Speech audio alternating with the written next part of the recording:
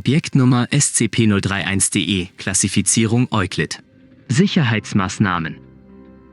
Derzeitig besteht keine Möglichkeit, SCP-031-DE komplett sicherzustellen. Momentan wird die Sicherung von SCP-031-DE aus der Zusammenstellung eines globalen Komitees IS-03 etabliert, welches sich komplett auf das Auftreten von SCP-031-DE spezialisiert hat. Beschreibung. SCP-031-DE ist ein Phänomen, welches sich mit dem spontanen Erscheinen einer jungen Frau im Alter von 20 Jahren äußert. Die Frau wird als SCP-031-DE1 dokumentiert und hört laut Testsubjekten auf den Namen Isa, abgekürzt für Isabel.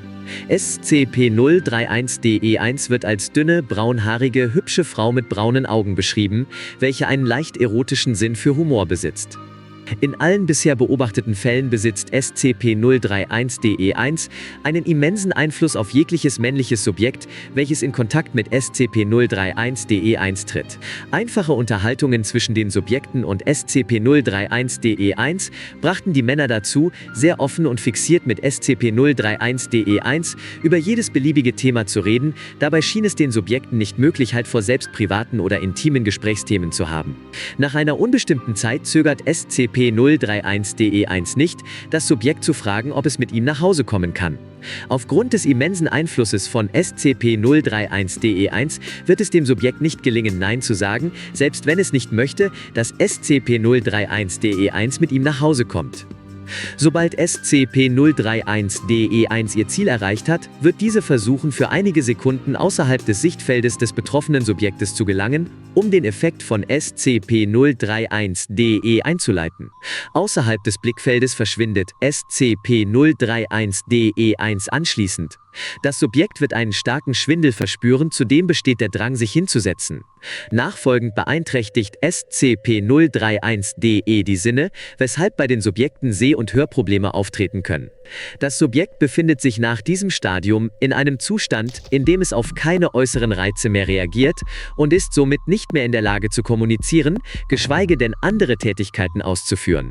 Dieser Zustand ist für Subjekte höchst gefährlich, da physiologische Funktionen des Körpers ausfallen können. Der Trip hält für maximal 2 Stunden an, bevor das Subjekt langsam wieder zu Sinnen kommt. Die Phase während der Bewusstlosigkeit durch SCP-031-DE wird von Subjekten als real erscheinender Traum beschrieben, in dem sie ein komplettes Leben führten, wobei SCP-031-DE1 sie mehrmalig in verschiedenen Lebensabschnitten betrogen und verlassen hat.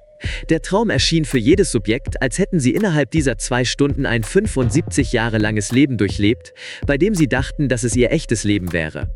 Zwischen dem richtigen Leben und dem Leben im Traum bestehen kaum Zusammenhänge, mit Ausnahme der identischen Umwelt, welche das Subjekt im richtigen Leben ebenfalls hat.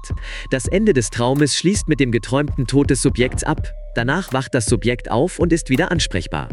Anhang 01. Weibliche Subjekte, welche mit SCP-031-DE1 in Kontakt traten, schienen eine sehr kurzweilige und beschränkte Kommunikation zu halten. Bisher ist noch nicht bekannt, ob es aufgrund von SCP-031-DE1 Desinteresse für Frauen liegt oder das Phänomen während der Unterhaltung mit einer Frau blockiert wird. Anhang 02. Subjekte äußerten außerdem, dass SCP-031-DE1 während der Traumphase nicht immer den Namen Isabel trägt, sie schien bei vielen Subjekten einen anderen Namen zu tragen. Dennoch wurde das Aussehen nicht beeinflusst. Notiz. Wir gehen davon aus, dass SCP-031-DE1 nur in deutschsprachigen Gebieten auftreten kann, da sich die bisher protokollierten Erscheinungen von SCP-031-DE1 auf deutschsprachige Orte beschränkt. Weitere Einschränkungen sind uns nicht aufgefallen. Dr. Nolte.